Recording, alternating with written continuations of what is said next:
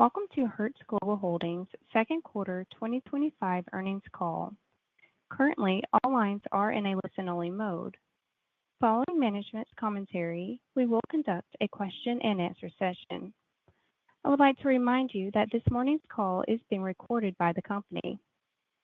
I would now like to turn the call over to our host, Johann Rawlinson, Vice President of Investor Relations. Please go ahead, sir. Good morning, everyone, and thank you for joining us. By now, you should have our earnings press release and associated financial information. We've also provided slides to accompany our conference call, and these can be accessed through the Investor Relations section of our website. I want to remind you that certain statements made on this call contain forward-looking information. Forward-looking statements are not a guarantee of performance and, by their nature, are subject to inherent risks and uncertainties. Actual results may differ materially. Any forward-looking information relayed on this call speaks only as of today's date, and the company undertakes no obligation to update that information to reflect changed circumstances. Additional information concerning these statements, including factors that could cause our actual results to differ, is contained in our earnings press release and in the risk factors and forward-looking statement sections in the filings we make with the Securities and Exchange Commission. Our filings are available on the SEC's website and the Investor Relations section of the Hertz website. Today, we'll use certain non-GAAP financial measures, which are reconciled with GAAP numbers in our earnings press release and earnings presentation available on our website. We believe that these non-GAAP measures provide additional, useful information about our operations, allowing better evaluation of our profitability and performance. Unless otherwise noted, our discussion today focuses on our global business. On the call this morning, we have Gil West, our Chief Executive Officer, who will discuss operational highlights and our fleet. Our Chief Commercial Officer, Sandeep Dubey, will then share insights into our commercial strategy, followed by Scott Harrelson, our Chief Financial Officer, who will discuss our financial performance and liquidity. We are also joined by Darren Arrington, our Executive Vice President for Revenue Management, who will be available to answer questions during the Q&A session. I'll now turn the call over to Gil. Thank you, Johann, and good morning, everyone. First, I'd like to thank the team at Hertz for their hard work and dedication over the last quarter. Our people continue to lead this transformation, driving execution, improving operations, and strengthening performance across the business. When we introduced our Back to Basics roadmap last year, we didn't just make a strategic pivot under new leadership. We began a multi-year journey to reset the foundation of the company and position Hertz for the future. This transformation isn't about broad strokes. It's about driving fundamental change, starting at the core of our business and rebuilding it from the ground up. At Hertz, we believe transformation is earned. We know that through disciplined execution and operational excellence, we will drive tangible results for our customers, our team members, and our shareholders. That's why we've been transparent about our goals, clear about our progress, grounded in the details that drive performance. And this quarter, we delivered our best set of results in nearly 2 years. For the first time in 7 quarters, Hertz delivered positive adjusted corporate EBITDA, a nearly $500 million year-over-year improvement. We exceeded our North Star target for depreciation per unit, achieved the highest second quarter retail vehicle sales in 5 years, and had our highest fleet utilization in nearly 2 years. These gains supported $2.2 billion in revenue for the quarter and underscore our ability to sweat the assets and do more with less. Importantly, we also improved our direct operating expense per transaction day, despite lower year-over-year volume, a clear sign of growing operational leverage. What's behind that progress? The same 3 financial pillars we laid out at the start of our journey: disciplined fleet management, revenue optimization, and rigorous cost management. powered by our people, technology, and processes. These are the fundamentals for long-term, durable profitability. Let's dive deeper into these results and begin with the fleet. At its core, Hertz is an asset management company that buys, rents, and sells vehicles with a scale and brand recognition earned over more than a century of service. Our fleet is our most powerful economic lever. We knew that any meaningful transformation had to start there. Over the past year, we've moved aggressively to rotate the fleet and realign the mix to better reflect customer preferences. That progress has proven core to building our new foundation, resulting in tangible financial impact, measured best through the results delivered by our buy right, hold right, sell right strategy. We achieved depreciation per unit of $251, well below the sub-$300 North Star target, thanks to our early action on favorable model year 2025 pricing and a timely acceleration of our fleet rotation. In the first quarter, we navigated a challenging environment marked by unpredictable travel demand and tariff developments. Confident in our strategy, but mindful of the risk to demand and potential oversupply of fleet, we continued our fleet rotation in earnest, selling off older, higher depreciating vehicles into a strengthening residual market while fleeting up for our peak season. While the fleet size declined year over year, the quality of our assets improved, setting the stage for better unit economics as we complete the rotation. This approach proved effective, yielding strong cash proceeds and positioning us for more efficient growth. As a result, 80% of our U.S. core rental fleet is now less than a year old.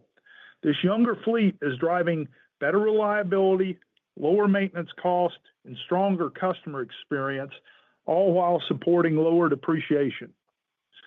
Looking ahead, we're applying the same disciplined approach to model year 2026 vehicles. Despite supply chain-related delays, we're progressing in our negotiations, diversifying our OEM relationships, and maintaining flexibility as the industry continues to navigate any economic headwinds. Our refreshed fleet gives us flexibility to navigate this uncertainty. We also had our best second quarter for retail vehicle sales in half a decade, building on the momentum achieved in Q1's record performance. As we continue to elevate and expand awareness of our Hertz car sales channel, we partnered with Cox Automotive to support a fully digital transaction, meeting customers where they are and enhancing how we engage across the car buying journey. Their deep consumer insights through platforms like AutoTrader will help inform and strengthen our marketing, pricing, and retail strategy as we scale. We're also seeing strong momentum in our rent-to-buy program, which continues to deliver one of the highest conversion rates, a clear sign that try before you buy model is resonating. It combines the flexibility of a rental with the convenience of ownership, and it's proving to be a meaningful driver of volume and customer satisfaction.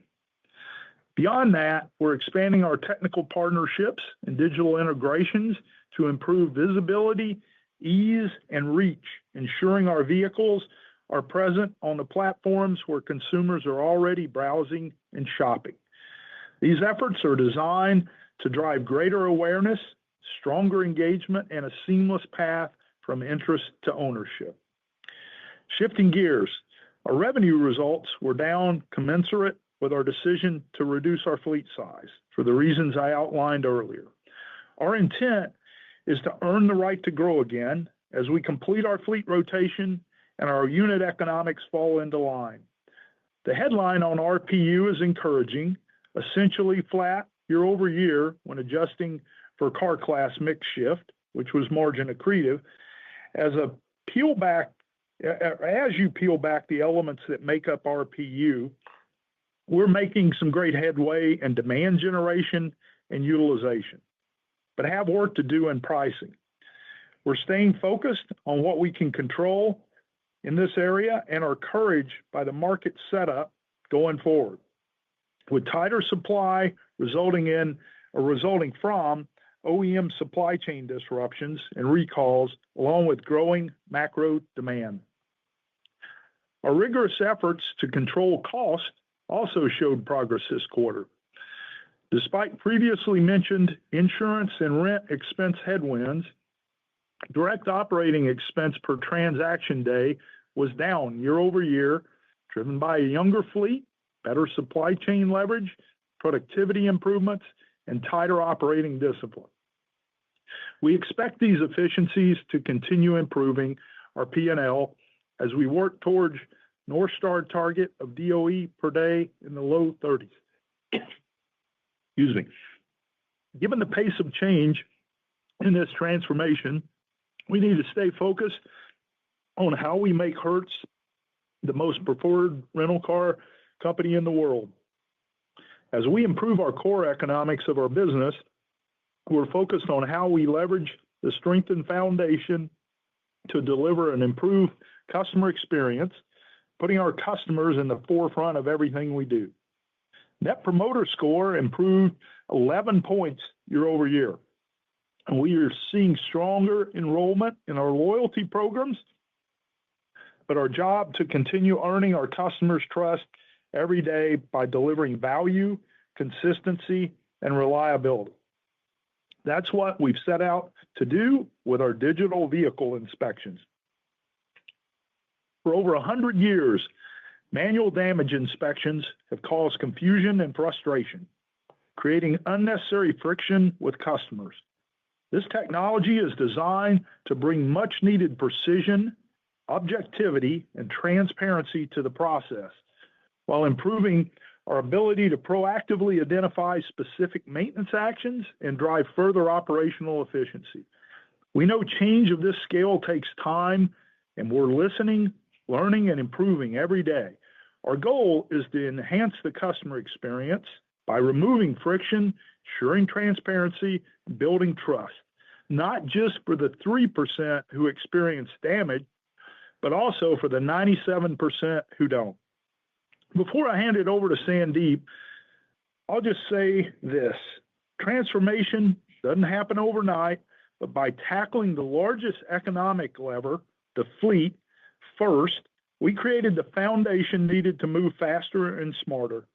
We can now empower our customer team to act with greater speed and precision at a local market level to capitalize on pricing and revenue opportunities and meet customer demand. There is still a lot of work to be done, but we're making measurable progress in our operations and doing it the right way. We're staying disciplined, controlling what we can, and executing with precision to earn the right to grow. With that, I'll turn it over to Sandeep. Thank you, Gil. Good morning, everyone. On the commercial side, we are focused on the foundational improvements that drive RPU towards our North Star metric of over $1,500. These efforts will directly enhance profitability and strengthen our position for future growth. In Q2, revenue was down 7%, in part due to, as Gil mentioned, running a smaller fleet down 6% year over year. In that environment, we built momentum on demand generation and utilization, but faced challenges with pricing. Going forward, we have a clear commercial strategy to unlock the value where we see significant potential. Our strategy begins with our ability to sweat our assets and drive more days for a given fleet size, which you've heard is yielding results. The utilization improvement in Q2 was driven by our world-class tech ops team, reducing out-of-sales vehicles, improved demand generation from our commercial and operations teams, and better alignment of capacity and demand driven by our fleet planning and revenue management teams. This utilization performance also supported a sequential improvement in year-over-year RPU, even within a competitive pricing environment. Looking ahead, we believe pricing represents one of our largest opportunities to unlock further value. To capture it, we are executing against a detailed plan, starting with the transformation of our revenue management platform. Our current system, originally implemented in 2004, relies on outdated forecasting methods and batch-based optimization, lacks real-time data, and is not integrated with adjacent functions like capacity planning. It also fails to reflect localized market dynamics or respond to real-time demand signals, and is over-reliant on human judgment. To change that, we are several quarters into a multi-year partnership with Amadeus, a global travel technology leader, to replace our legacy RM system. The new platform will introduce sophistication like that seen in the airline industry, including real-time optimization, dynamic forecasting, and integration with adjacent systems. Our next major upgrade remains on track for deployment at the end of Q3. The same rigor we applied to our operational overhaul is now guiding how we approach commercial execution at the local level. Mid-quarter, we launched new initiatives that empower and incentivize field leaders to drive profitability in their specific markets. Even in the early stages, we've seen value creation emerge from local teams identifying and acting on fleet and demand opportunities.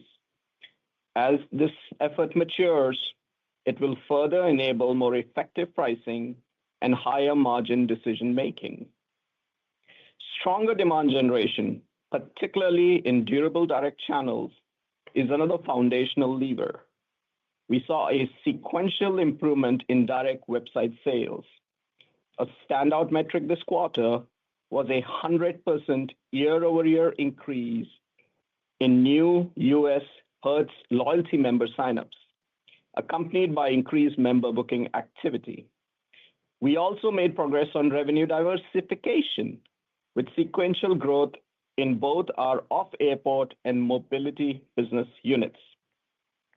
At our last earnings call, we had expected firmer pricing as we stepped into summer. However, the Q3 pricing environment started challenged, but the conditions are improving.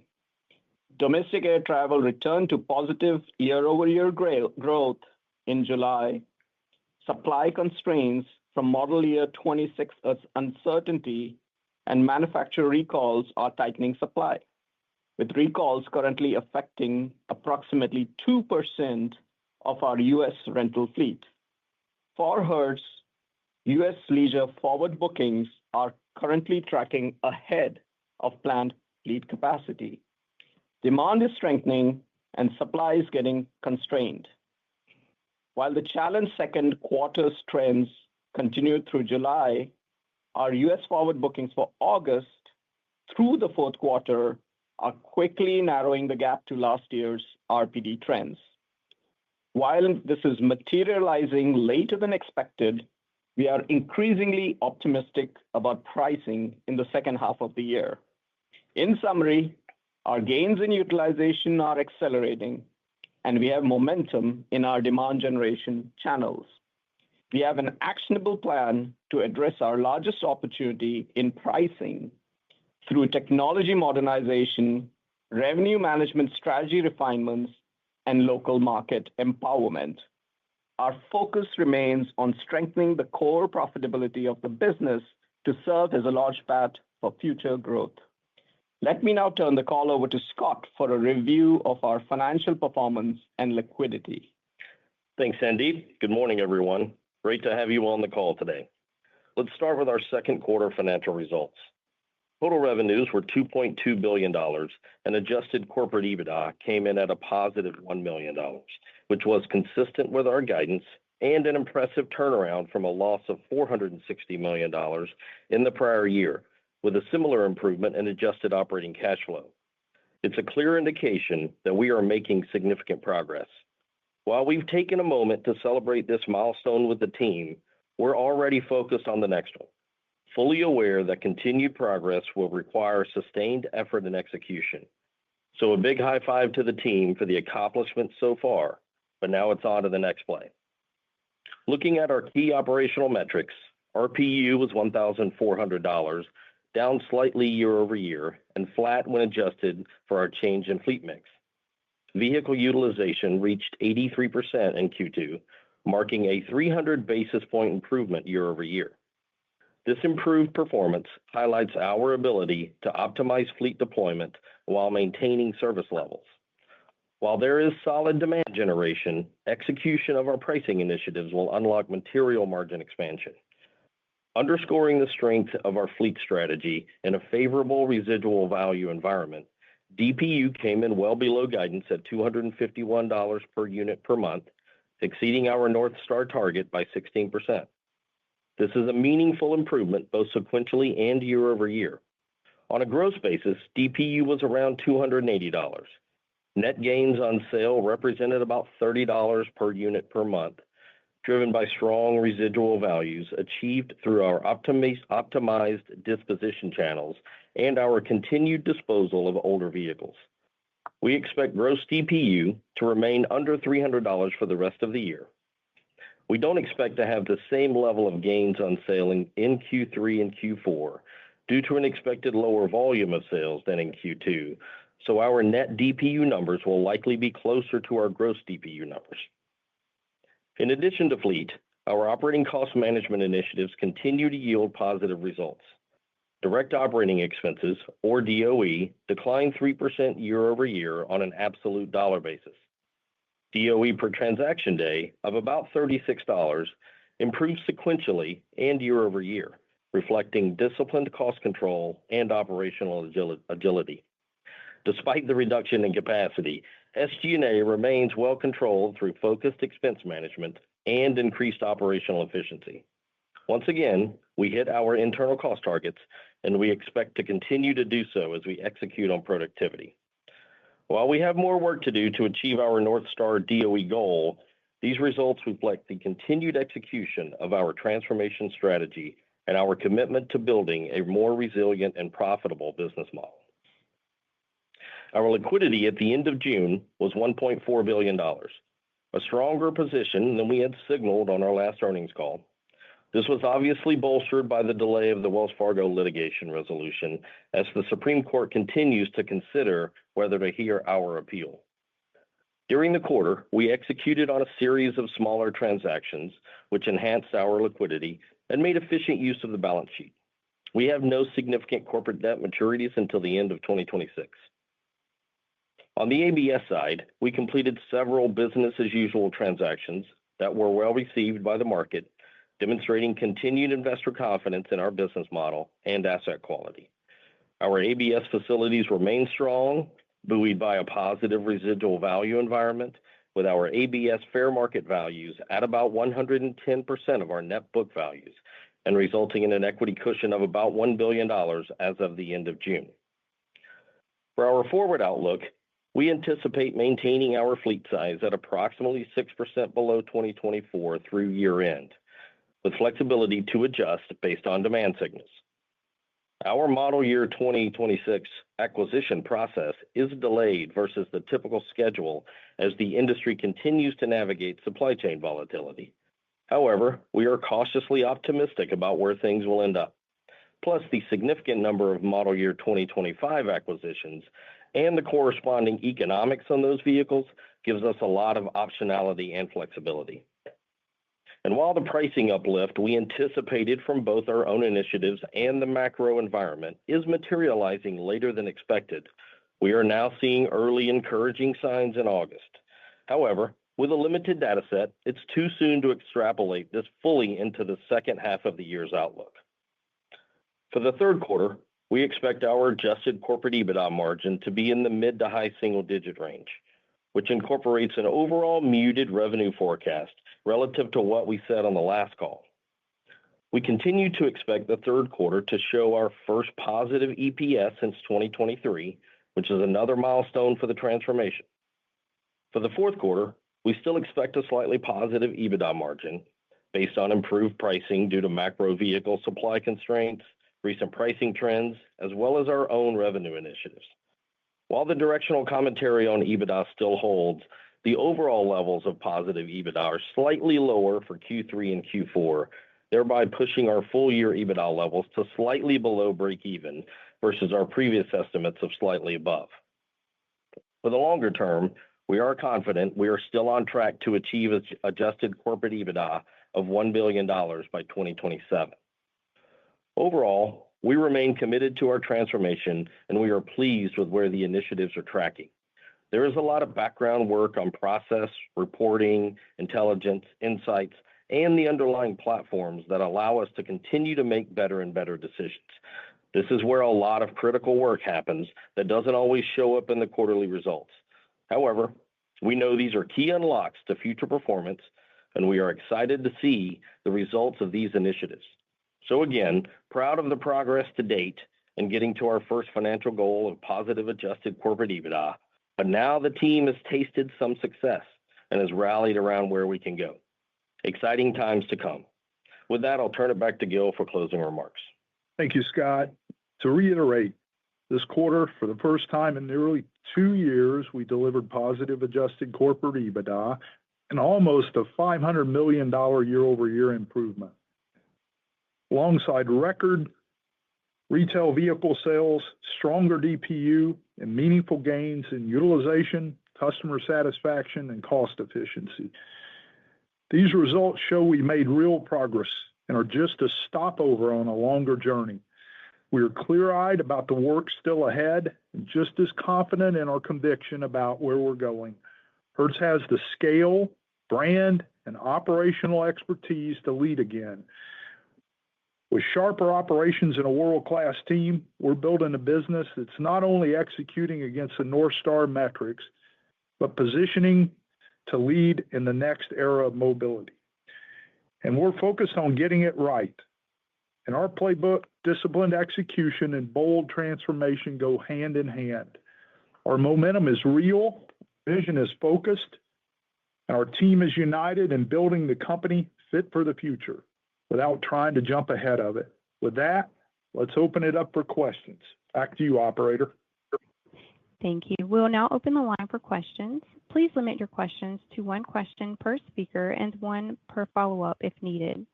To ask a question, please press star one on your telephone keypad. If you wish to cancel your question, please press star one again. Our first question will come from Chris Woronka with Deutsche Bank. Hey, good morning, guys. Thanks for taking the question. Gil, maybe we could start off with a very kind of a longer-term question. That would kind of be, how do you guys envision it kind of in the future of AVs and robo-taxis and things like that? Yeah, sure. Well, Chris, thanks for the question. Yeah. Well, first, Hertz certainly has a role in the future of AVs and robo-taxis. I'll just say I and others on the team know the space. The tech works. Road safety will be dramatically improved with AVs. And as the way I think about it is the cost of AVs decrease, the economics will be transformational. So we've got a significant role to play in that future of mobility. And partnerships are just part of our DNA. This is a huge sorry. Look, I think the whole robotaxi market is a huge TAM, right? And it's not a winner-take-all game here. So we're one of a limited number of companies that have all the necessary ingredients to be a major player in AVs. So as I think about it, we've got an iconic brand. We got a global operating footprint, driving operational excellence. We got advanced maintenance capabilities, of course, large fleet management skills. And we've also got the experience managing EVs because in all likelihood, all AVs will be EVs. And then, of course, infrastructure, but more importantly, we're an asset-heavy business and we have vehicle financing capabilities. So bottom line is just owning and operating large fleets of vehicles. That's our core business. And as I see it, that's the foundation for AV business and mobility in the future. Okay. Thanks, Gil. As a follow-up, I was hoping we could maybe dig a little bit deeper into the RPD.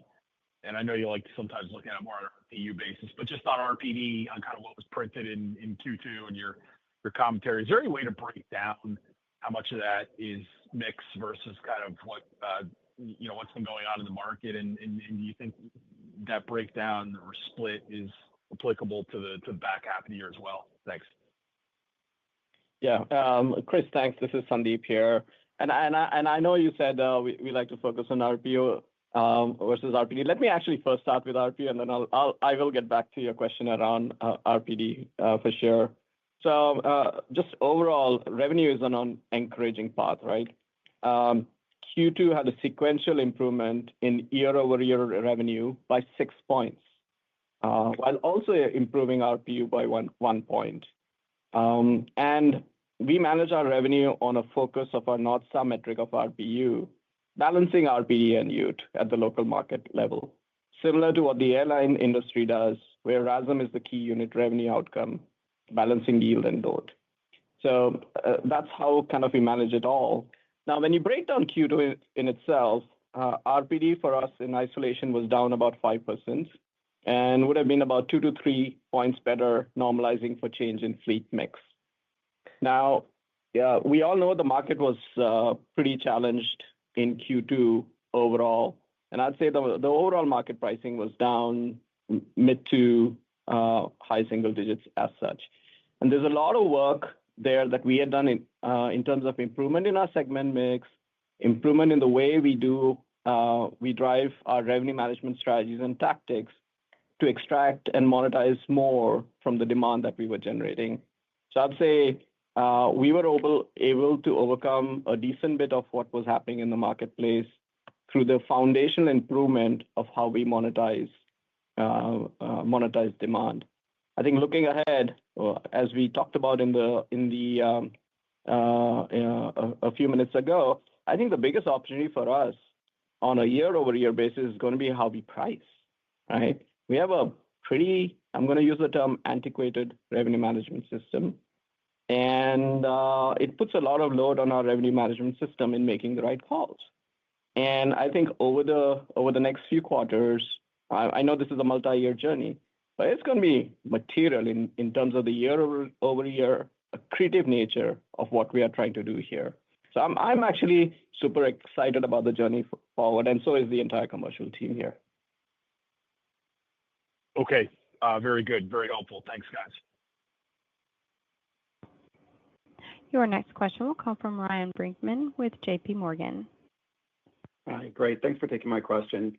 I didn't hear much discussion of recalls in your prepared remarks, and your utilization rate was very high during the quarter, which would be hard to achieve in the current recall environment. So I'm curious if you might have been disproportionately less exposed to the vehicles that were recalled, or if maybe the younger nature of your fleet now post-rotation might have left you less exposed, or just how recalls you think impacted the quarter, and then what your outlook for their impact might be going forward.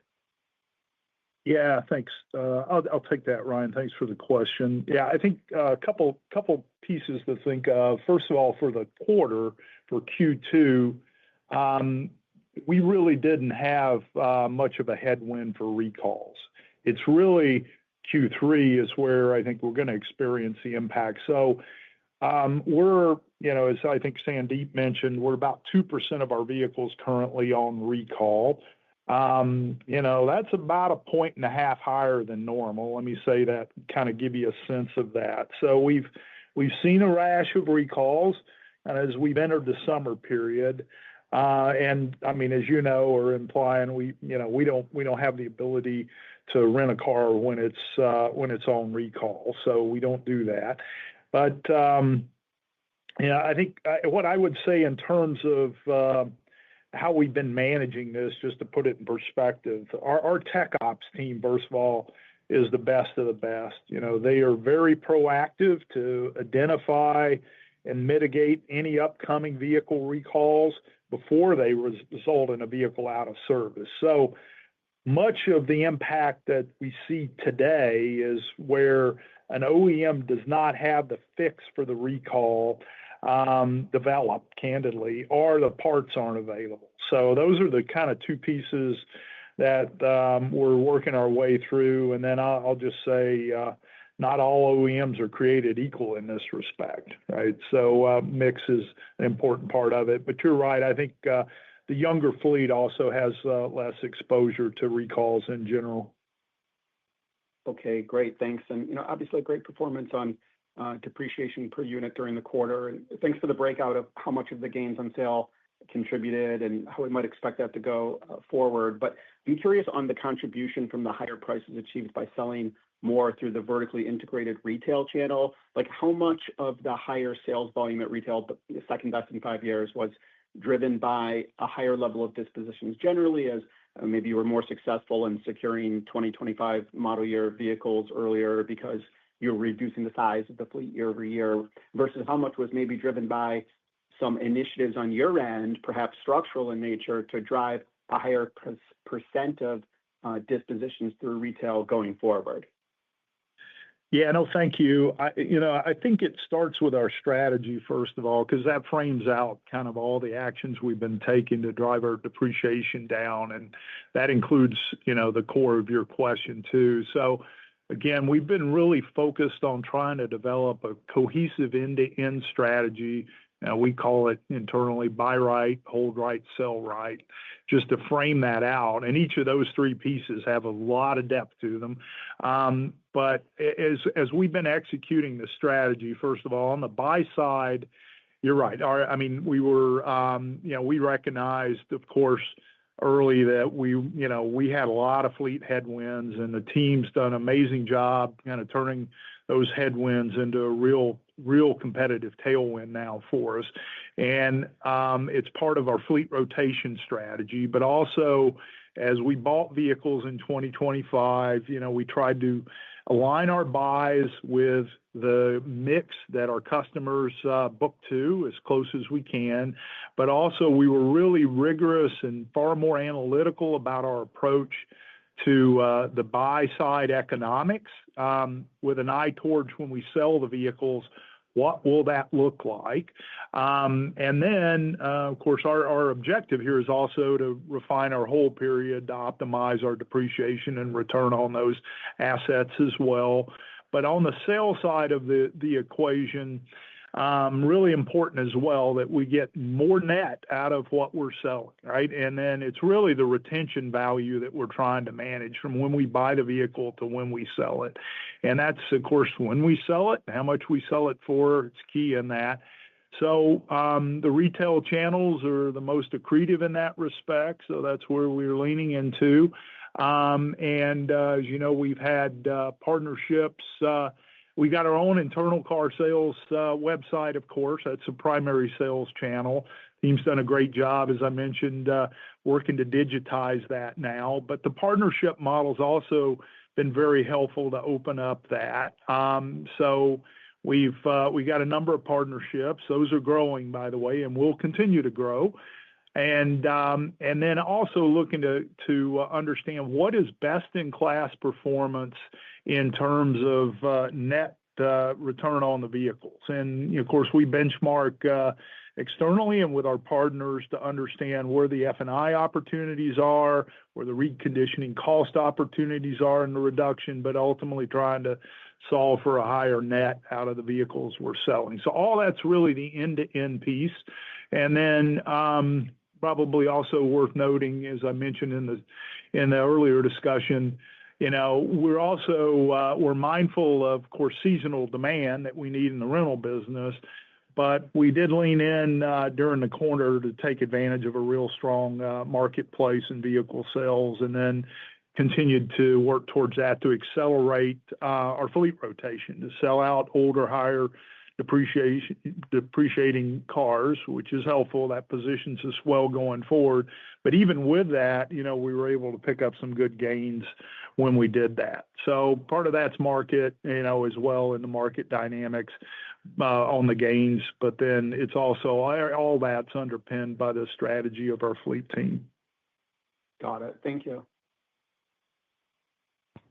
Your next question will come from John Healy with Northcoast Research. Thank you, guys. Gil, wanted to ask a little bit more on the fleet side of things, particularly as you discussed the relationship with Cox Automotive. I've always thought about them as more of on the wholesale side of things, more so than retail. So I was just hoping you could explain kind of what you're doing with them and how those cars are getting retailed, if it's, to dealers or it's direct to consumer. And does this represent maybe a departure or a change in the relationship that you've had with Carvana? Thanks. Yeah, no, thanks. Great question. First of all, Cox is a wonderful partner. I'll start there. Known them for decades. In fact, I mean, even when I was a kid, I would go buy Auto Traders, when I was 18 years old to look for cars to buy. So I've got tremendous respect for the company. As we partnered with them, what I will say is, in terms of retail sales in particular, the opportunities that we've got with them is one I mentioned earlier is digital transformation of the sell experience. So rather, the traditional model of selling cars, putting them out on a retail lot, coming in, back and forth on price, reach a deal, and then having to paper that up, right? If you look at that whole process, probably the most agonizing part is all the documentation at the end you've got to fill out and go through.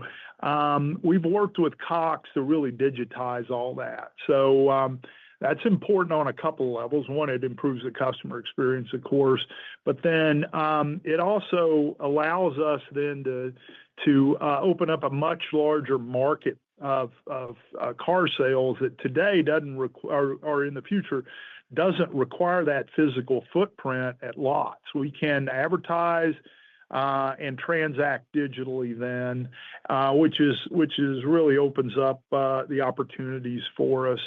And there's a lot of other dimensions to that too, but that's the ultimate objective. Our rent to buy program also plays a role in that, where you can rent cars, experience them, and then we can transact, right? So all those things are geared around that. The other thing Cox has done for us is on our pricing strategies, right? So they've got tremendous data, of course, wholesale, as you mentioned, but also retail data, because they've got, Auto Traders, just one example, but they've got, a lot of dimensions in the retail space. So they've helped us leverage AI pricing. So we really know at a make, model, trim, market, location level, what the retail market is and kind of what the elasticity curve is in terms of price and time to sell the vehicle. So all of that then we ingest into our systems to be able to price vehicles optimally. So again, they're a great partner, and there's a lot we're doing with them. Great. And then Sandeep, I just wanted to ask one follow-up question. I think when you were talking about RPD performance, I thought you said pricing was down kind of the industry mid to high single digits. I think we saw the pricing for Avis and, kind of a bit lower than that, or a bit better than that rather.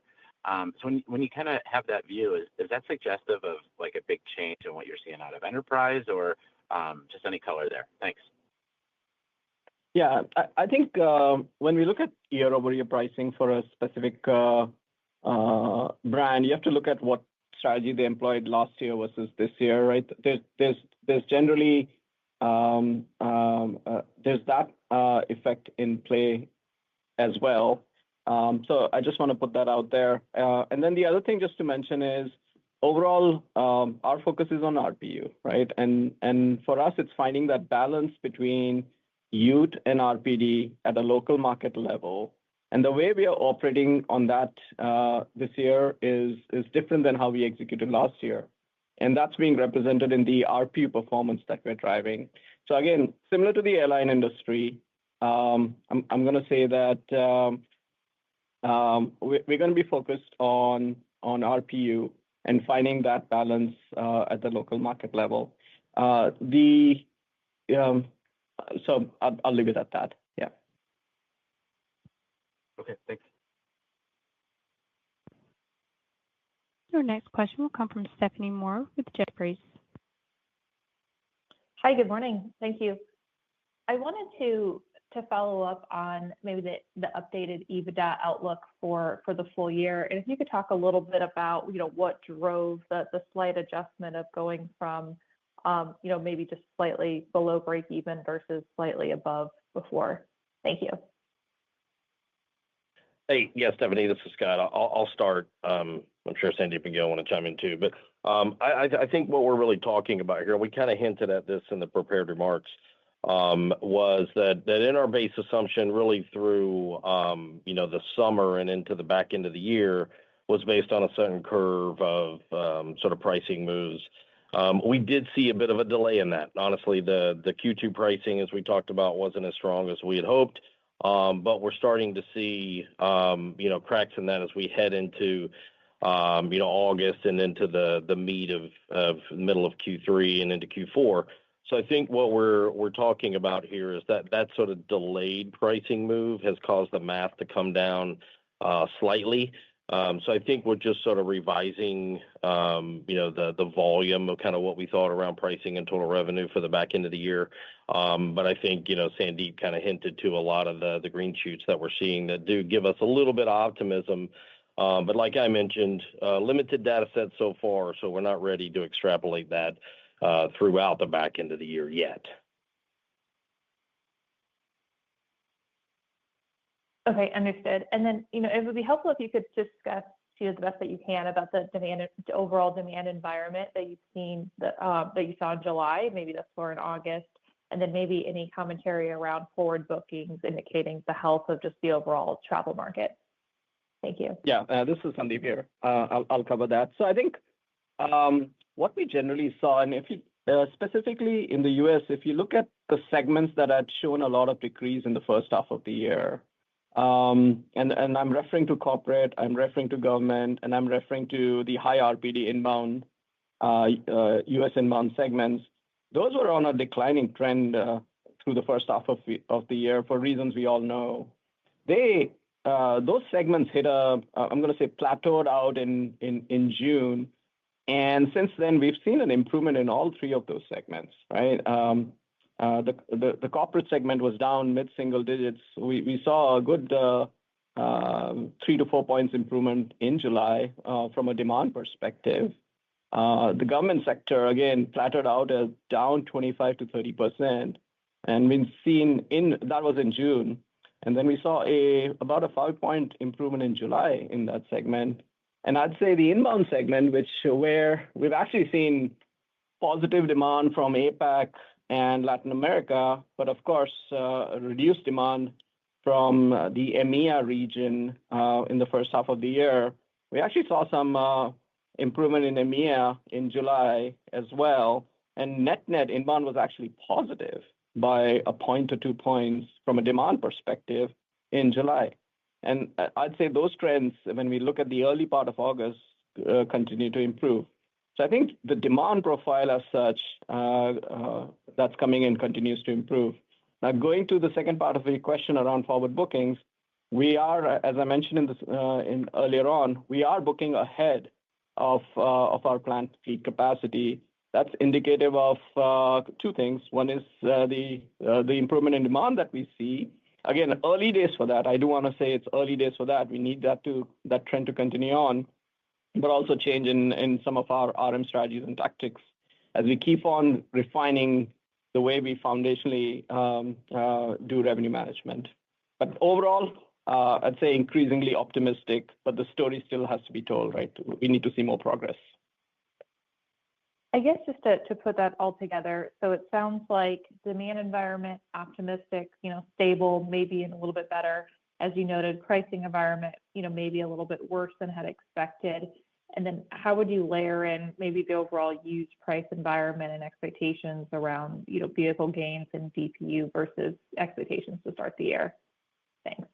So this is Sandeep here. I'll just mention on the pricing front, just one commentary. I think the pricing environment, the way I would characterize what we've seen so far, is a delay in the improvement, right? We expected when we met in Q1 and during the earnings call, we had expected pricing to improve through summer. That element has just been delayed, but then now we see progression, narrowing of the gap on a year-over-year basis on that front. So I think it's a delay in that trajectory versus worsening. So I just want to ensure we communicate that. Yeah, and then just to follow up on the other side around the fleet, I think the assumption going forward is that we generally expect stable residual values. We talked about gross TPU being somewhat similar in Q3 and Q4 as what we produced in Q2. Probably won't have the same level of gains. Less volume will be sold through, the periods going forward as we did in Q2, slightly less. But all in all, we're expecting pretty stable residual values as we go forward. Thank you, everybody. Your next question will come from Federico Merendi with Bank of America. Hi, good morning, everybody. I just wanted to ask you a question regarding liquidity. Could you help us to bridge liquidity from current level to end of year, given that, from my understanding, the second half of the year is a little bit weaker than previously expected? And also, could you give us some more clarity or early comments for 2026, given the potential $800-900 million headwind from the debt repayment and the Wells Fargo liability? Thank you. Okay, let me start here in 25. Slight revision downward in the back end of the year, but we will be cash flow positive in the back end of the year.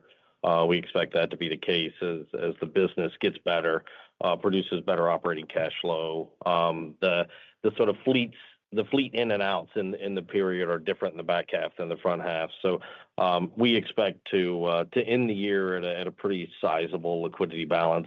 I'm going to stop short of predicting the balance, just given the fact that there's a number of components here that may be in and out. I think the larger point is that we're sort of beyond the levels of liquidity that sort of caused concern in the front half and even last year. I think the business is in a better spot today. So we're going to think about liquidity as sources and uses of what the business can produce, what our obligations are, how we think about the continued fleet rotation, the fleet size next year. All these inputs will drive where we may end up, at the full year. So I'm not going to predict an outcome, but you will see a higher cash balance as we run through the year in preparation for 2026. So I'll sort of pause it there for 25. And as 26, maybe refresh me on your question for 26 real quick. No, I was just the debt maturities, was it? Yeah. Okay. So debt maturities. Yeah. Sure. Sorry about that. The debt maturities in the Wells Fargo. Obviously, we talked about the delay from the Supreme Court, whether or not to hear the case. We'll figure out where that ends up. And we've sort of earmarked, funds for that internally.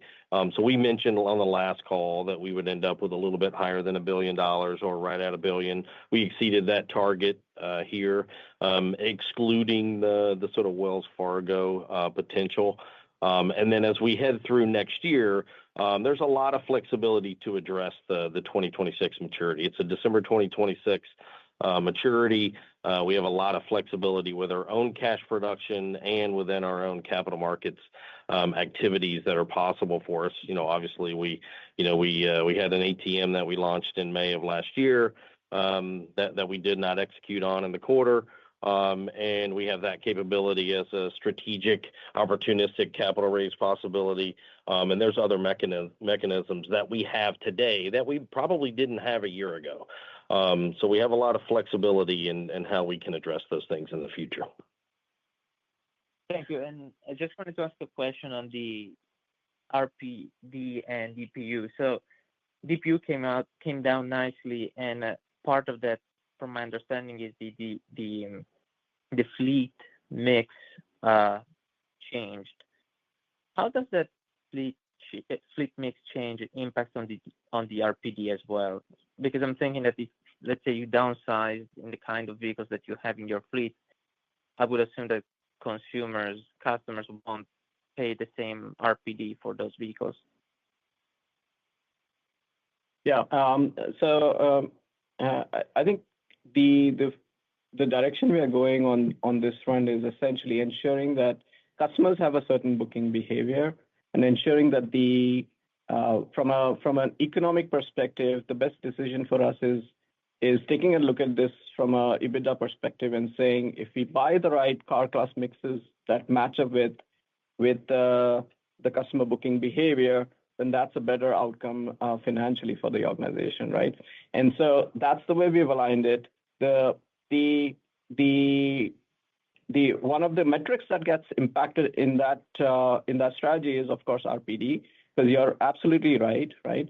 The per day rate that a consumer pays for a higher class vehicle or a larger vehicle is more than that of a smaller vehicle. But net, financially and economically, this is actually a better decision for the organization. And that's why we have aligned in that direction. So we are prioritizing EBITDA over RPD and taking that decision.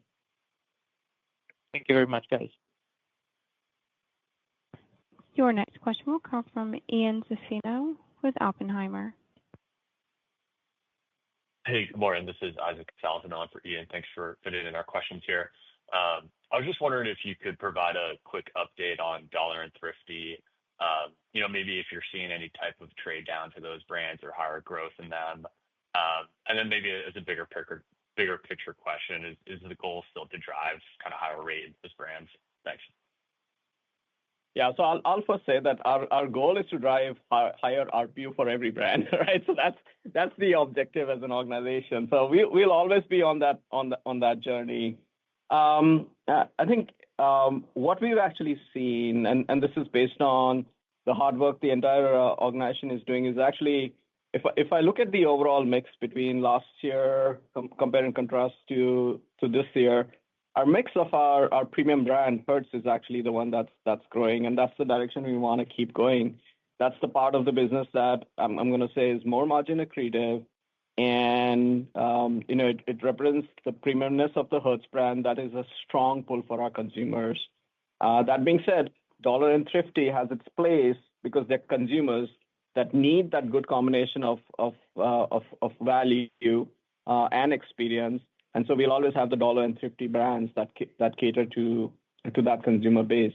But overall, as a business, we have shifted more towards this. Okay, thank you. And then as a quick follow-up, just on the 2026 year buys, obviously a lot going on in tariffs and supply chain kind of delays, I guess. When would you typically be making those Ford vehicle purchases? And then any thoughts on anticipated DPU for those as well? Thanks. Yeah, no, thanks, Isaac. I'll try to respond. Yeah, how I would describe it is, after much delay due to the OEM supply chain disruptions, the model year 26 vehicle buys are starting to build momentum.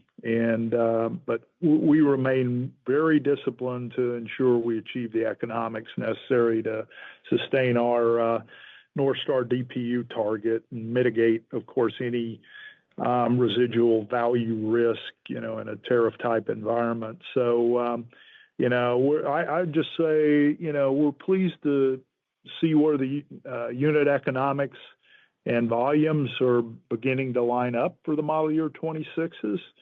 And of course, the accelerated model year 25 buys that we did and of our fleet rotation, that really gives us a lot of flexibility to manage that bridge. But yeah, we're finally, while it's been delayed a number of months, I think everything's building momentum on that side now.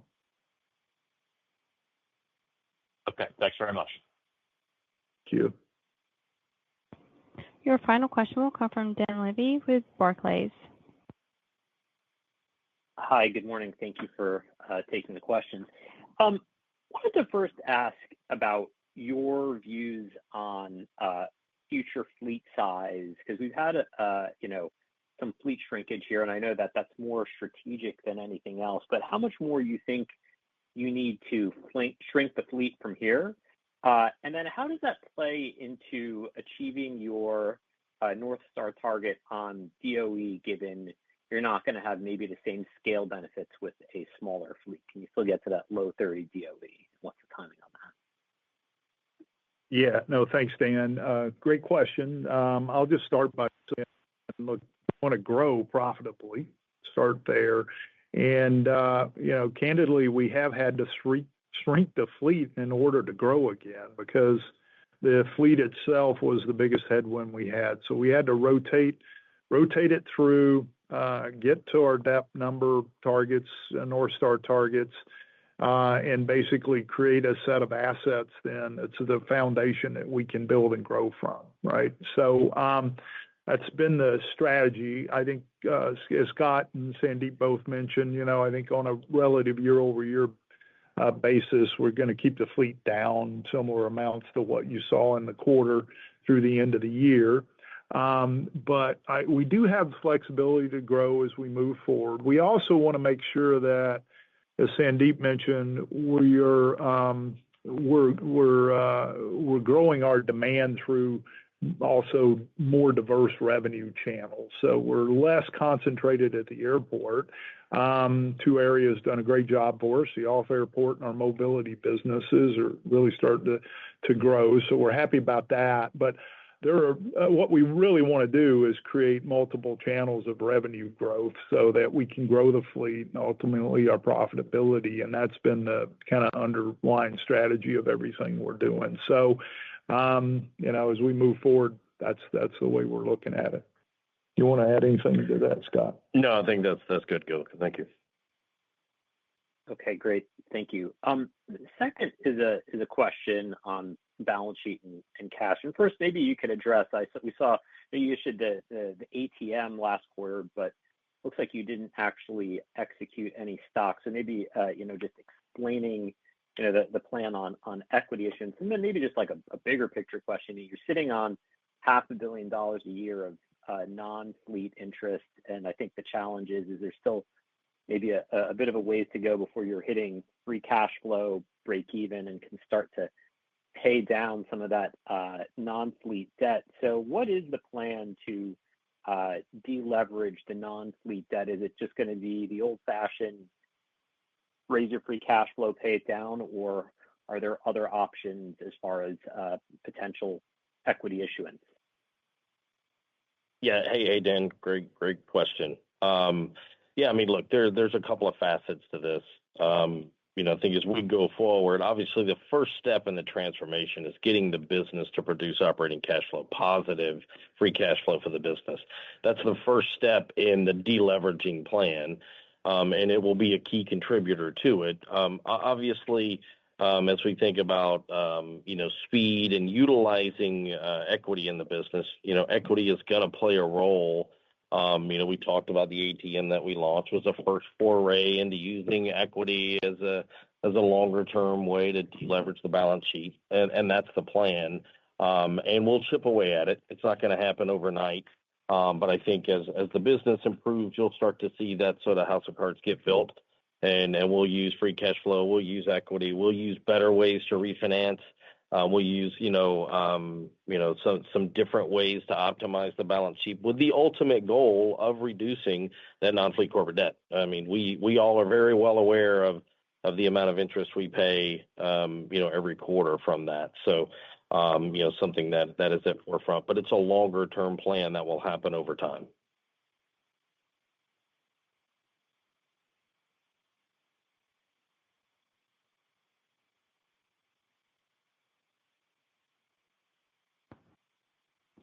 There are no further Operator, questions. I think that's all the questions. This concludes the Hertz Global Holdings second quarter 2025 earnings conference call. Thank you for your participation. You may now disconnect.